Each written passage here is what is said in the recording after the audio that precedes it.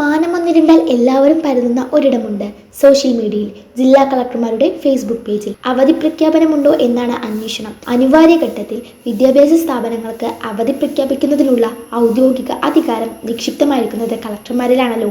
അവധി പ്രഖ്യാപനത്തിനുമപ്പുറം ജില്ലാ ഭരണകൂടത്തിന്റെ നേതൃത്വം വഹിക്കുന്ന കളക്ടർക്ക് സമൂഹത്തോടുള്ള ഉത്തരവാദിത്തം വളരെ വലുതാണ്. അറിവുകൊണ്ടും കഴിവുകൊണ്ടും ഒരാൾക്ക് എത്തിപ്പിടിക്കാവുന്ന ഉന്നത പദവി. ഈ വിശേഷണങ്ങളെല്ലാം ചേരുന്ന വനിതയാണ് ഇപ്പോൾ പാലക്കാട് ജില്ലയെ നയിക്കുന്നത്. കളക്ടർ പദവിയിലേക്കുള്ള യാത്രയും ഔദ്യോഗിക ജീവിതത്തിലെ വെല്ലുവിളികളും പങ്കുവെക്കാൻ നമുക്കൊപ്പം ചേരുന്നു പാലക്കാട് കളക്ടർ ഡോക്ടർ എസ് ചിത്ര മാം. നമസ്കാരം മാം. എല്ലാവരുടെയും ഒരു മോഹമാണ് IAS. എപ്പോഴാണ് IAS എന്ന മോഹം മനസ്സിലുദിച്ചത്? ആരായിരുന്നു പ്രചോദനം നൽകിയത്? ചെറുപ്പത്തിൽ സ്കൂളിൽ പഠിക്കുമ്പോൾ തന്നെ സിവിൽ സർവീസ് മോഹം ഉണ്ടായിരുന്നു.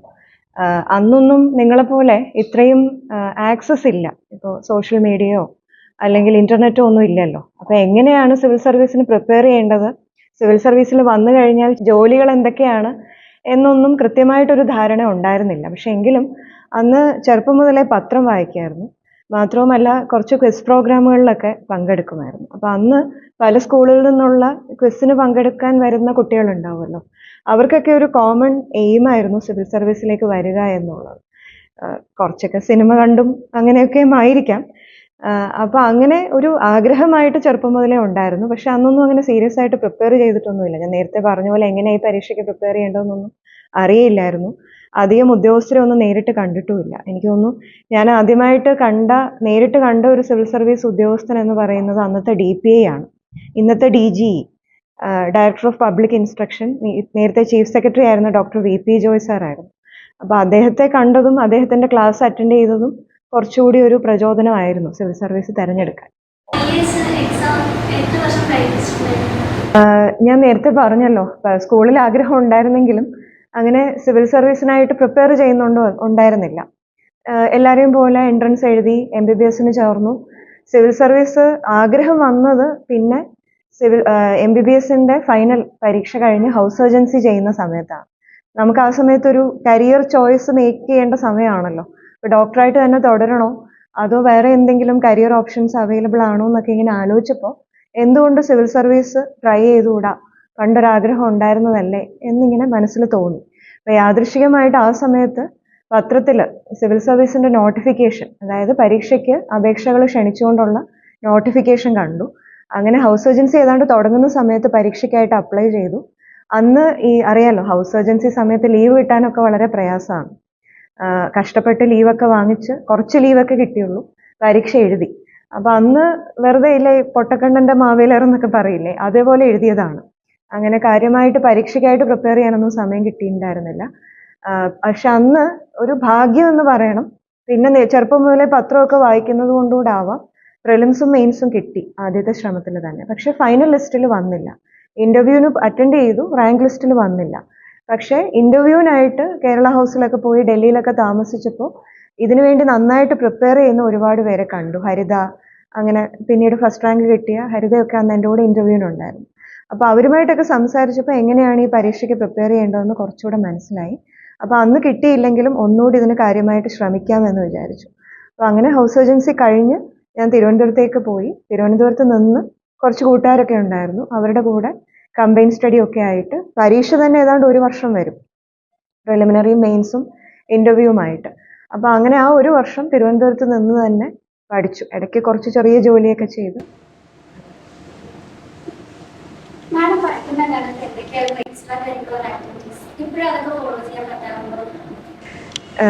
ചോദിച്ചപ്പോൾ പെട്ടെന്ന് പഴയ ഓർമ്മകളിലേക്ക് പോയി. ഞാൻ സ്കൂളിൽ പഠിക്കുന്ന നേരത്തെ പറഞ്ഞ പോലെ ഞങ്ങളുടെ സ്കൂളിലെ ടീച്ചേഴ്സ് കുട്ടികളെ എല്ലാ പരിപാടികൾക്കും, അതിപ്പോൾ പ്രസംഗിക്കാനായാലും കലോത്സവത്തിനായാലും ശാസ്ത്രമേളകൾക്കായാലും എല്ലാം പോകാനായിട്ട് നന്നായിട്ട് പ്രോത്സാഹിപ്പിക്കുമായിരുന്നു. പഠനം മാത്രം മുമ്പിൽ കണ്ടു പോകാനായിട്ട് അവർ നിർബന്ധിച്ചിരുന്നില്ല. അപ്പോൾ അതുകൊണ്ട് ചെറുപ്പം മുതൽ എനിക്ക് തോന്നുന്നു LP സ്കൂൾ മുതൽ തന്നെ കലോത്സവങ്ങൾക്ക് പോകുമായിരുന്നു. പ്രധാനമായിട്ടും പ്രസംഗത്തിന്, അതുപോലെ എഴുത്ത്, എസ്സേ റൈറ്റിങ്, പിന്നെ ചെറിയ രീതിയിൽ കഥയും കവിതയൊക്കെ, അത് പേരിന്, അതൊന്നും പിന്നെ അങ്ങനെ എഴുതിയിട്ടൊന്നുമില്ല. അന്ന് ഈ മത്സരങ്ങൾക്ക് പോകാനായിട്ട് കുറച്ച് കഥ, കവിത, അങ്ങനത്തെ പരിപാടികളൊക്കെ ഉണ്ടായിരുന്നു. പിന്നെ കുറച്ച് വരയ്ക്കുമായിരുന്നു.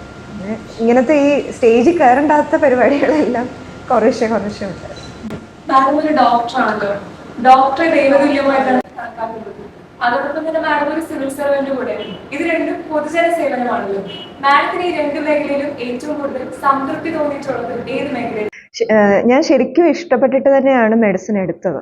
ഈ പറയുന്നത് പോലെ ഒരാളുടെ വേദനയ്ക്ക് ശമനം ഉണ്ടാക്കുക അല്ലെങ്കിൽ ഒരു രോഗിയെ ചികിത്സിച്ച് രോഗം മാറ്റുക എന്ന് പറയുന്നത് എക്സ്ട്രീംലി സാറ്റിസ്ഫൈങ് ആയിട്ടുള്ള ജോലിയാണ്. ഞാൻ നിർഭാഗ്യവശാൽ ഡോക്ടറായിട്ട് അധികകാലം ജോലി ചെയ്തില്ല. MBBS-ഉം ഹൗസ് സർജൻസിയും കഴിഞ്ഞിട്ട് ഒരു 6 മാസമാണ് ഞാൻ ഡോക്ടറായിട്ട് പ്രാക്ടീസ് ചെയ്തത്. പിന്നെ പരീക്ഷ എഴുതി സിവിൽ സർവീസിലേക്ക് വരികയായിരുന്നു. സിവിൽ സർവീസും ഇതേപോലെ ഒരുപാട് പേർക്ക് അവരുടെ ജീവിതത്തിൽ മാറ്റം ഉണ്ടാക്കാൻ, നേരിട്ട് അവരുടെ മാറ്റം കാണാനൊക്കെ അവസരം കിട്ടുന്ന ജോലിയാണ്. പക്ഷേ ഒരു ഡോക്ടർക്ക് എന്നുള്ള പോലെ ഇപ്പം നമ്മൾ ചെയ്യുന്നത് പലതും ഫയലിലായിരിക്കാം, ചിലപ്പോൾ മീറ്റിങ്ങുകൾ എടുത്തിട്ടായിരിക്കാം. എപ്പോഴും അതിൻ്റെ ഡയറക്റ്റ് ഇമ്പാക്റ്റ് നേരിട്ട് കാണാൻ പറ്റിയെന്ന് വരണമെന്നില്ല. പക്ഷേ എങ്കിലും എന്നെ സംബന്ധിച്ച് ഞാനിപ്പോൾ 10 വർഷമായി സർവീസിൽ. ഒരു ഡോക്ടർ ആകുമ്പോൾ എന്നും ഒരേ ടൈപ്പ് ജോലി തന്നെയാണ് ചെയ്യുന്നത്. രോഗികളെ നോക്കിക്കൊണ്ടിരിക്കുക, സാറ്റിസ്ഫൈങ് ആണ്. ബട്ട് സ്റ്റിൽ ഞാൻ കുറച്ചുകൂടെ ഒരു വ്യത്യസ്തത ആഗ്രഹിക്കുന്ന ആളാണ്. സിവിൽ സർവീസ് അത് നൽകുന്നുണ്ട്. ഇപ്പോൾ ഞാൻ ഡോക്ടറാണെങ്കിലും ജോലി ചെയ്തത് ആദ്യം IT-യിലാണ് 2 വർഷം. അത് കഴിഞ്ഞ് ലേബർ കമ്മീഷണറായി, അത് കഴിഞ്ഞ് കളക്ടറായി. പിന്നെ ഇനിയും ഒരു 30 വർഷത്തെ സർവീസിൽ എനിക്ക് തോന്നുന്നു 10-15 ഡിപ്പാർട്ട്മെൻറ്റുകളിലെങ്കിലും ഇങ്ങനെ മാറി മാറി ജോലി ചെയ്യാം. അപ്പോൾ ആ ഒരു വ്യത്യസ്തത എനിക്ക് വളരെ ഇഷ്ടപ്പെട്ട കാര്യമാണ്. അതുകൊണ്ട് ഈ ജോലിയിൽ ഞാൻ വളരെ സാറ്റിസ്ഫൈഡ് ആണ്. ഇപ്പോൾ ഒരുപാട് മാറ്റങ്ങൾ IAS രംഗത്തിലേക്ക് കടന്നു വരുന്നു. അപ്പോൾ മാഡം എന്താണ് ഈ മാറ്റത്തിന് കാരണമായി കരുതുന്നത്? തീർച്ചയായിട്ടും വനിത എന്നതുകൊണ്ട് മാറി നിൽക്കപ്പെടുന്ന ഒരു സാഹചര്യം ഇന്നത്തെ സമൂഹത്തിൽ ഇല്ല എന്ന് തന്നെ പറയാം. കാരണം പ്രത്യേകിച്ച് കേരളത്തിൽ പേരൻസ് എല്ലാം തന്നെ പെൺകുട്ടികളുടെയും വിദ്യാഭ്യാസത്തിന് വലിയ പ്രാധാന്യം കൊടുക്കുന്നുണ്ട്. പക്ഷേ എസെൻഷ്യലി നമ്മുടെ സമൂഹം ഇപ്പോഴും പട്രിയാർക്കൽ തന്നെയാണെന്ന് പറയേണ്ടി വരും. കാരണം പഠിച്ചു കഴിഞ്ഞാലും ചില ജോലികളൊക്കെ നേടുന്നതിന്, ആഗ്രഹിക്കുന്നതിന് പെൺകുട്ടികളെ നമ്മൾ തടസ്സപ്പെടുത്താറുണ്ട്. പിന്നെ പലർക്കും വിവാഹം, അത് കഴിഞ്ഞ് കുട്ടികളെ വളർത്തൽ, പ്രസവം, ഇതൊക്കെ പ്രാഥമികമായിട്ട് സ്ത്രീയുടെ ഉത്തരവാദിത്തമാണ് എന്ന് കാണുന്നത് കൊണ്ട് തന്നെ ജോലിയിൽ പ്രവേശിക്കാനും ഇഷ്ടമുള്ള ജോലി എടുക്കാനും ഒക്കെ പലപ്പോഴും തടസ്സങ്ങൾ വരാറുണ്ട്. പക്ഷെ അത് നേരത്തെ കുട്ടി പറഞ്ഞ പോലെ തന്നെ മാറി മാറി വരുന്നുണ്ട്. സമൂഹത്തിന്റെ ചിന്തകൾ മാറുന്നുണ്ട്. പണ്ടൊക്കെ ഇപ്പോൾ വീട്ടിലെ ജോലി എന്നൊക്കെ പറഞ്ഞാൽ സ്ത്രീയുടെ മാത്രം ഉത്തരവാദിത്തം ആയിരുന്ന കാലത്ത് നിന്ന് ഇന്നിപ്പോൾ പലരും അത് ഷെയർ ചെയ്ത് എല്ലാവരും ഒരു വ്യക്തി എന്നുള്ള നിലയിൽ സ്ത്രീയെയും പുരുഷനെയും ഒരുപോലെ കാണുന്ന തരത്തിലേക്ക് വന്നിട്ടുണ്ട്. But we still have a long way to go എന്നാണ് എനിക്ക് തോന്നിയിട്ടുള്ളത്. ഞാൻ നേരത്തെ പറഞ്ഞ പോലെ ഇപ്പം MBBS എടുത്താൽ തന്നെ ഓർത്തോപീഡിക്സ് അങ്ങനെയുള്ള കുറച്ച് ഫിസിക്കൽ എഫേർട്ട് വരുന്ന ജോലികളിൽ സ്ത്രീകൾ ശോഭിക്കില്ല എന്നൊക്കെയുള്ള ഒരു തെറ്റിദ്ധാരണ സമൂഹത്തിൽ ഇപ്പോഴും ഉണ്ട്. സ്ത്രീകളും അത് മാറ്റേണ്ടിയിരിക്കുന്നു, സമൂഹവും അത് മാറ്റേണ്ടിയിരിക്കുന്നു. ഗ്രാജുവലി ഇറ്റ് വിൽ കം ആ മാറ്റം. മാം വളരെ തിരക്കുള്ള ഒരു വ്യക്തിയാണ്. അപ്പോൾ പല സന്ദർഭങ്ങളിലും ഒറ്റയ്ക്ക് തീരുമാനങ്ങൾ എടുക്കേണ്ടി വരും. അതെല്ലാം മാം എങ്ങനെയാണ് കൈകാര്യം ചെയ്യുന്നത്? ഒരു സിവിൽ സർവന്റിന്റെ ഔദ്യോഗിക ജീവിതത്തിൽ ഒറ്റയ്ക്ക് തീരുമാനങ്ങൾ എടുക്കേണ്ട സന്ദർഭങ്ങളും ഉണ്ട്, കൂട്ടായിട്ട് തീരുമാനങ്ങൾ എടുക്കേണ്ട സന്ദർഭങ്ങളും ഉണ്ട്. കൂടുതൽ സമയവും അതൊരു ടീം വർക്കാണ്. ഇപ്പോൾ ഒരു കളക്ടർ എന്നുള്ള നിലയിൽ എന്നെ ഇവിടെ സഹായിക്കാനായിട്ട് ഡെപ്യൂട്ടി കളക്ടർമാരുണ്ട്, ADM ഉണ്ട്, തഹസിൽദാർമാരുണ്ട്, എല്ലാ ഡിപ്പാർട്ട്മെന്റുകളുടെയും മുതിർന്ന ഉദ്യോഗസ്ഥരുണ്ട്. അപ്പോൾ അവരുടെയൊക്കെ എക്സ്പീരിയൻസും കൂട്ടായിട്ടുള്ള ഒരു തീരുമാനവുമാണ് പലപ്പോഴും എടുക്കാറ്. പിന്നെ എന്തെങ്കിലും ഒരു ക്രൈസിസ് വരുമ്പോൾ, ഇപ്പോൾ ഒരു സമരം നടക്കുന്നു അല്ലെങ്കിൽ ഒരു ഡിസാസ്റ്റർ വരുന്നു, ഇങ്ങനെയൊക്കെയുള്ള സന്ദർഭത്തിൽ ചിലപ്പോൾ നമ്മൾ ആ ഒരു സമയത്തെ സിറ്റുവേഷൻ അനലൈസ് ചെയ്ത് പെട്ടെന്ന് ഒരു തീരുമാനം എടുക്കേണ്ട സാഹചര്യം വരാറുണ്ട്. രണ്ടും നമ്മൾ ട്രെയിൻഡ് ആണ്. അതങ്ങനെ വലിയൊരു എക്സ്ട്രാ ഓർഡിനറി കഴിവൊന്നുമല്ല. നമ്മൾ ഈ ജോലിയിലേക്ക് വരുമ്പോൾ ഇതിനായിട്ട് ട്രൈ ചെയ്ത് ഒരുപാട് പ്രതിസന്ധികൾ തരണം ചെയ്താണല്ലോ വരുന്നത്. അത് കഴിഞ്ഞ് നല്ലൊരു ട്രെയിനിങ് കിട്ടുന്നുണ്ട്. പിന്നെ നമ്മളുടെ ഈ എക്സ്പീരിയൻസ് ഒരു വലിയ ഫാക്ടറാണല്ലോ. നമ്മൾ ഓരോ ജോലിയിലും മാറി മാറി ജോലി ചെയ്ത് വരുമ്പോൾ പല പ്രതിസന്ധികളെ നേരിടുമ്പോൾ സ്വാഭാവികമായിട്ട് തീരുമാനങ്ങൾ എടുക്കാനുള്ള ഒരു കഴിവ് നമുക്ക് കിട്ടും. അല്ലാതെ അത് ജന്മനാ കിട്ടുന്ന കഴിവൊന്നുമല്ല. So everybody will become capable of making decisions എന്നാണ് എനിക്ക് തോന്നുന്നത്. പിന്നെ we have lot of help. ഇപ്പോൾ ഞാൻ ഒരു ഔട്ട്സൈഡർ ആയിട്ടാണ് പല ഡിപ്പാർട്ട്മെന്റിലും ചെല്ലുക. ഇപ്പം ഞാൻ ലേബർ ഡിപ്പാർട്ട്മെന്റിൽ ചെന്നു. തൊഴിൽ നിയമങ്ങൾ, തൊഴിലാളികളുടെ പ്രശ്നങ്ങൾ, ഇതൊക്കെ എനിക്ക് പുതിയ സബ്ജക്റ്റാണ്. പക്ഷെ ആ വിഷയത്തിൽ പല വർഷങ്ങളായിട്ട് ആ വിഷയങ്ങൾ കൈകാര്യം ചെയ്യുന്ന, ആ വിഷയം ആഴത്തിൽ പഠിച്ച ഒരുപാട് ഉദ്യോഗസ്ഥർ നമ്മളുടെ ഒപ്പം ഉണ്ട്. അപ്പോൾ അവരുടെ എക്സ്പീരിയൻസിനെ, അവരുടെ അഡ്വൈസസിനെ വില കൽപ്പിച്ചുകൊണ്ട് ഒരു കൃത്യമായിട്ട് ഡിസിഷൻ എടുക്കാൻ നമുക്ക് പറ്റണം. അത്രേ ഉള്ളൂ. ജൂലൈ ഓഗസ്റ്റ് മാസങ്ങളിൽ പ്രതികൂല കാലാവസ്ഥ സാഹചര്യമാണ്. ഈ സമയത്ത് മാമിന്റെ തിരക്കൊക്കെ ഒന്നുകൂടെ കൂട്ടും. അപ്പോൾ എങ്ങനെയാണ് ഫാമിലി ലൈഫും ഒഫീഷ്യൽ ലൈഫും ബാലൻസ് ചെയ്യുന്നത്? ചില ദിവസങ്ങളിൽ നല്ല തിരക്കായിരിക്കും. ചിലപ്പോൾ നമ്മളൊക്കെ ഓഫീസിൽ നിന്ന് പോകുമ്പോൾ രാത്രിയാവും. പക്ഷെ അത് ഈ ജോലിയിൽ മാത്രമല്ല, ഇപ്പൊ പല ജോലിയിലും. ഇപ്പൊ ഒരു ഡോക്ടർ എന്ന് പറയുന്നത് 24 hours ഓൺ കോൾ ആണ്. ഏത് സമയത്ത് വിളിച്ചാലും ഓടി ചെല്ലേണ്ടി വരും. ഇപ്പോൾ ഒരു അധ്യാപകൻ അല്ല അധ്യാപികയ്ക്കാണെങ്കിലും ചിലപ്പോൾ കുട്ടികളുടെ കാര്യങ്ങൾക്ക് രാത്രി വരെ നിൽക്കേണ്ടി വരും. അപ്പൊ അതുപോലെ തന്നെയുള്ള ഈ ജോലിയും.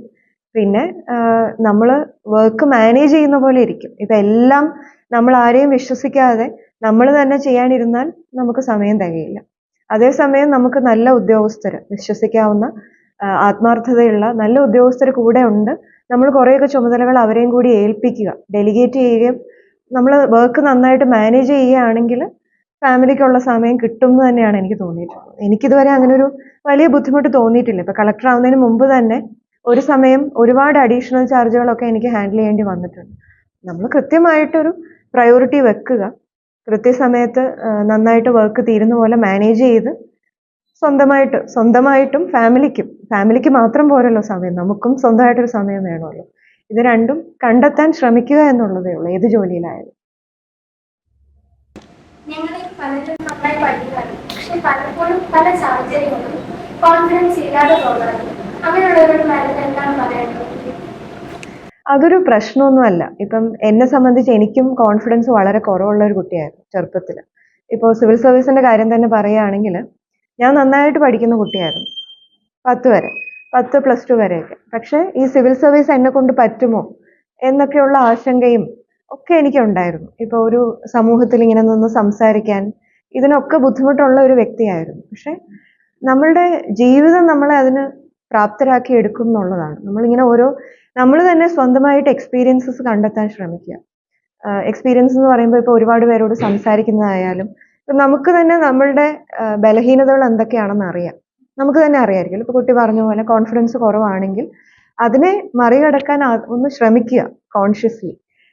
ആരോടെങ്കിലും സംസാരിക്കാൻ ബുദ്ധിമുട്ട് തോന്നുകയാണെങ്കിൽ അവരോട് പോയി സംസാരിച്ച് നോക്കുക. സ്റ്റേജിൽ കയറാൻ പേടിയുണ്ടെങ്കിൽ കുറച്ച് പ്രാവശ്യം സ്റ്റേജിൽ കയറി നോക്കുക. പാടാൻ പറ്റില്ല എന്നറിയാമെങ്കിൽ പോലും ഇപ്പോൾ ഒരു ഗ്രൂപ്പ് സോങ്ങിന്റെ കൂടെ നിന്നൊന്ന് പാടി നോക്കുക. അപ്പൊ ഇങ്ങനെയൊക്കെ ഒന്ന് ശ്രമിച്ചു നോക്കുക എന്നുള്ളതേ ഉള്ളൂ. ശ്രമിച്ചാൽ പറ്റാത്തതായിട്ടൊന്നുമില്ല. നമ്മൾ കാണുന്ന ആരാധിക്കുന്ന പലരും ജീവിതത്തിൽ ഇതേപോലെ പ്രശ്നങ്ങൾ നേരിട്ടവരായിരിക്കും. എനിക്ക് എൻ്റെ അനുഭവത്തിൽ നിന്ന് പറയാൻ പറ്റും. ഞാൻ ഒരു ജില്ലയുടെ കളക്ടറായിട്ട് നിൽക്കുന്നു. ഒരു 20 വർഷം മുമ്പുള്ള ഞാനെന്ന് പറയുന്നത് വളരെയധികം പേടികളുള്ള, വളരെയധികം ആത്മവിശ്വാസക്കുറവുള്ള ഒരു വ്യക്തിയായിരുന്നു. അപ്പൊ അതിൽ നിന്ന് ഇപ്പോൾ ഞാൻ ആയിരിക്കുന്ന സാഹചര്യത്തിലേക്ക് വരാൻ ഞാൻ ഒരുപാട് എഫേർട്ട് ഇട്ടിട്ടുണ്ട്. ആ ഒരു എഫേർട്ട് ഇടുക എന്നുള്ളതേ ഉള്ളൂ.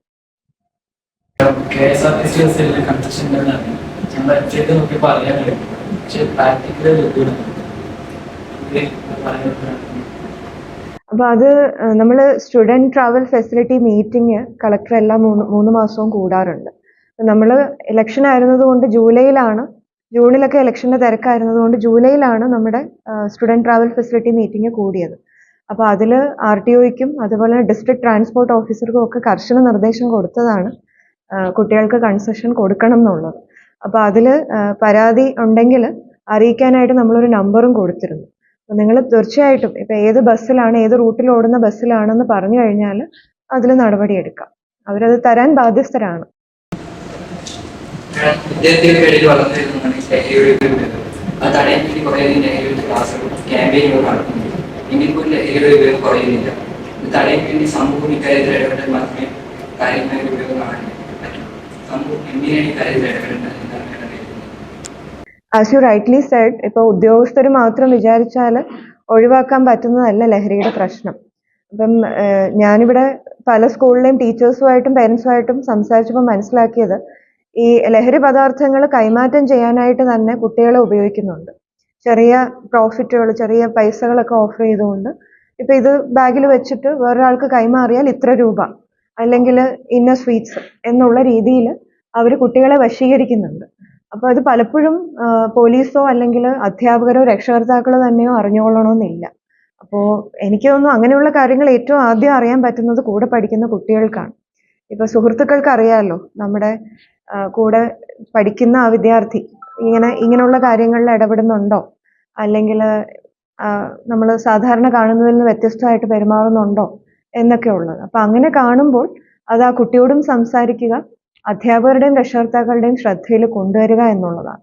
പിന്നെ പലരും ഈ സ്കൂള് വിട്ട് വരുന്ന സമയത്തൊക്കെ സ്കൂളിന്റെ ഫ്രണ്ടിൽ ഇങ്ങനെയുള്ള ഈ ലഹരി കച്ചവടം ചെയ്യുന്ന ആളുകൾ വെയിറ്റ് ചെയ്യുകയും കുട്ടികളെ അതിലേക്ക് ആകർഷിക്കുകയൊക്കെ ചെയ്യുന്നുണ്ട്. അപ്പൊ ഇതൊക്കെ ശ്രദ്ധയിൽ പെടുമ്പോൾ പേരൻസിനും അതേപോലെ തന്നെ അധ്യാപകർക്കും കുട്ടികൾക്കും ഇടപെടാൻ പറ്റും. കുട്ടികൾക്ക് ചെയ്യാൻ പറ്റുന്നത് അത് അധ്യാപകരുടെ ശ്രദ്ധയിൽ കൊണ്ടുവരിക എന്നുള്ളത് തന്നെയാണ്. അവർക്ക് എക്സൈസിനെ അറിയിക്കാം, പോലീസിനെ അറിയിക്കാം. എക്സൈസും പോലീസും ഈ പറയുന്ന ബോധവൽക്കരണം കൂടാതെ വളരെ കൃത്യമായിട്ട് നടപടികളും എടുക്കുന്നുണ്ട്. പക്ഷെ നേരത്തെ പറഞ്ഞ ബുദ്ധിമുട്ടുകളാണ് നമ്മൾ എപ്പോഴും അറിഞ്ഞുകൊള്ളണമെന്നില്ല. അപ്പൊ അത് ബ്രിഡ്ജ് ചെയ്യാൻ തീർച്ചയായിട്ടും കുട്ടികൾക്കും പേരൻസിനും അധ്യാപകർക്കും പറ്റും. അപ്പൊ എപ്പോഴും എക്സൈസിന്റെയും പോലീസിന്റെയും ഡിസ്ട്രിക്ട് അഡ്മിനിസ്ട്രേഷന്റെയും ഒക്കെ ശ്രദ്ധയിൽ കൊണ്ടുവരിക, നമ്മൾ അതിൽ വേണ്ടത് ചെയ്യുന്നതായിരിക്കും. ഞങ്ങൾ സെക്കൻഡ് ഇയർ ഹ്യൂമാനിറ്റീസ് സ്റ്റുഡൻസ് സ്കൂളിൽ ഒരു ക്യാമ്പസ് ഇവിടെ ആരംഭിച്ചിട്ടുണ്ട്. ആർട്ട് സയൻസ് എന്നാണ് ഇതിന്റെ പേര്. മാസത്തിൽ 2 തവണയും ഞങ്ങൾ അത് ബ്രോഡ്കാസ്റ്റ് ചെയ്യുന്നത്. ഈ ആർട്ട് സയൻസിന് വേണ്ടിയും മാഡത്തിന്റെ ഈ ഇന്റർവ്യൂ ഞങ്ങളുടെ എക്സ്പീരിയൻസ് ഞങ്ങൾ ഷെയർ ചെയ്യാൻ ആഗ്രഹിക്കുന്നു. ഞങ്ങളുടെ നെക്സ്റ്റ് എപ്പിസോഡിലേക്ക് വേണ്ടി മാഡത്തിന് ഒരു മെസ്സേജ് നൽകാമോ? പുസ്തകത്തിൽ നിന്നുള്ളത് മാത്രമല്ലാതെ തുറന്ന് ഒരു എക്സ്പീരിയൻസ് ആയിട്ട് അതൊരു ജീവിത പരിചയമായിട്ട് കൊണ്ടുവരുന്നത് തീർച്ചയായിട്ടും വളരെ പ്രചോദനം നൽകുന്ന കാര്യമാണ്. അപ്പോൾ നിങ്ങൾ കൊടുവായൂർ ഗവൺമെന്റ് ഹയർ സെക്കൻഡറി സ്കൂളിലെ കുട്ടികൾ തിയറി മാത്രം പഠിച്ചുകൊണ്ടിരിക്കാതെ ഇങ്ങനെ സമൂഹത്തിലേക്ക് ഇറങ്ങി സമൂഹത്തിലെ പ്രശ്നങ്ങൾ ഐഡന്റിഫൈ ചെയ്ത് അതിനെപ്പറ്റി പഠിക്കാൻ ശ്രമിക്കുന്നതും ആ വിഷയങ്ങൾ പൊതുസമൂഹത്തിന്റെ മുമ്പിൽ അവതരിപ്പിക്കുന്നതും തീർച്ചയായിട്ടും അഭിനന്ദനാർഹമാണ്. അപ്പൊ അതുകൊണ്ട് ഇതിന്റെ പുറകിൽ പ്രവർത്തിക്കുന്ന നിങ്ങൾക്ക് എല്ലാവർക്കും, കുട്ടികൾക്കും അതുപോലെ നിങ്ങളെ സഹായിക്കുന്ന അധ്യാപകർക്കും രക്ഷകർത്താക്കൾക്കും എല്ലാ ആശംസകളും നേരുകയാണ്. നിങ്ങളുടെ ഈ ഒരു സംരംഭം കൂടുതൽ വിജയിക്കട്ടെ, കൂടുതൽ പേരിലേക്ക് എത്തട്ടെ എന്ന് മാത്രം ആശംസിക്കുന്നു. എനിക്ക് ഇലക്ഷനിൽ കഴിഞ്ഞ സന്തോഷമുണ്ട്. അതിലൂടെ ഇലക്ഷൻ പാസ്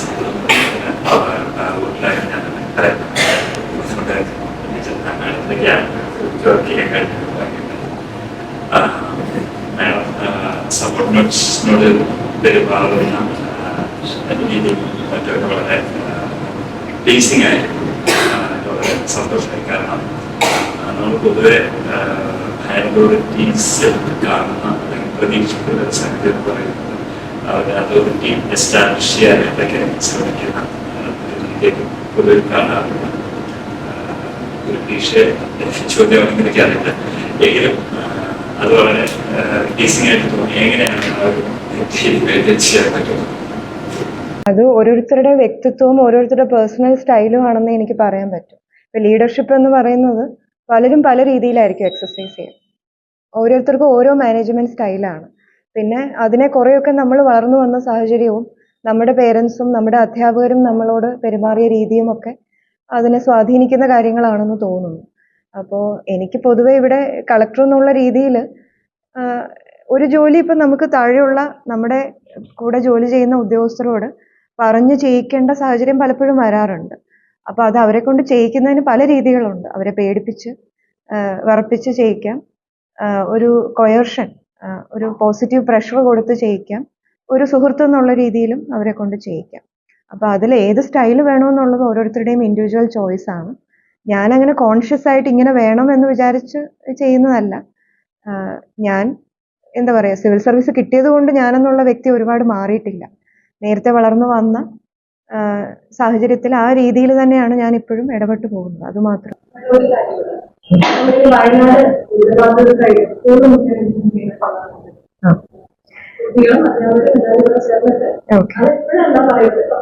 കഴിഞ്ഞിട്ട് 1-2 മാസത്തിനുള്ളിലായിട്ട് ഏതെങ്കിലും തരത്തിൽ, അതായത് ക്യാഷ് ആയിട്ട് വേണം, കൈമായിട്ടാണോ, അതെങ്ങനെയാണെന്നുള്ളത് കൂടെ അതിലൊരു പ്രൊസീജിയർ ഉണ്ട്. നമുക്ക് ഈ 2018 ഫ്ലഡ്സിന്റെ സമയത്ത് ഒരുപാട് സഹായം കൊടുത്ത് ശീലം ഉള്ളതുകൊണ്ടും മലയാളികൾക്ക് പൊതുവെ അങ്ങനെ ഒരു ടെൻഡൻസി ഉള്ളതുകൊണ്ടും ഇത്തവണ വയനാടും ഭയങ്കര, ടീച്ചർ പറഞ്ഞതുപോലെ ഒരുപാട് സാധന സാമഗ്രികളുടെ പ്രവാഹമായിരുന്നു. അപ്പോൾ അവർക്ക് മാനേജ് ചെയ്യാൻ പറ്റുന്നതിൽ കൂടുതൽ സാധനങ്ങൾ അവിടെ എത്തിയിട്ടുണ്ടെന്നാണ് കളക്ടർ പറഞ്ഞത്.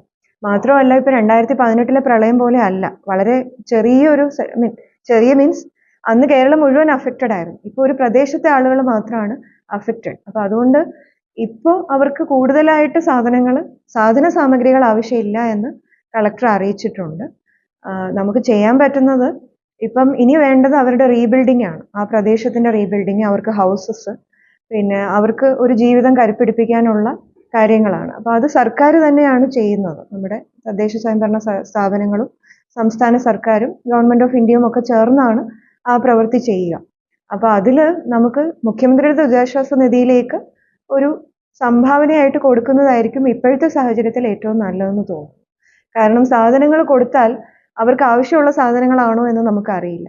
നമ്മൾ വാങ്ങുന്നത് അവർക്ക് ഇഷ്ടപ്പെടുന്നതാണോ എന്നറിയില്ല. അപ്പം അതുകൊണ്ട് അവർക്ക് യോജിച്ച രീതിയിൽ വീട് വെച്ച് കൊടുക്കുക, സ്ഥലം വാങ്ങിക്കൊടുക്കുക, അത് സർക്കാർ മുഖേന ചെയ്യുന്നതായിരിക്കും നല്ലത്. അപ്പോൾ അതുകൊണ്ട് തുകയായിട്ട് CMDRFിലേക്ക് കൊടുക്കണം എന്നാണ് എനിക്ക് അഭ്യർത്ഥിക്കാനുള്ളത്. കളക്ടറും വയനാട് ജില്ലാ കളക്ടറും അത് തന്നെയാണ് ആവശ്യപ്പെട്ടിരിക്കുന്നത്. ഗവൺമെന്റ് ഹയർ സെക്കൻഡറി സ്കൂൾ കൊടുവാനും ഞങ്ങൾ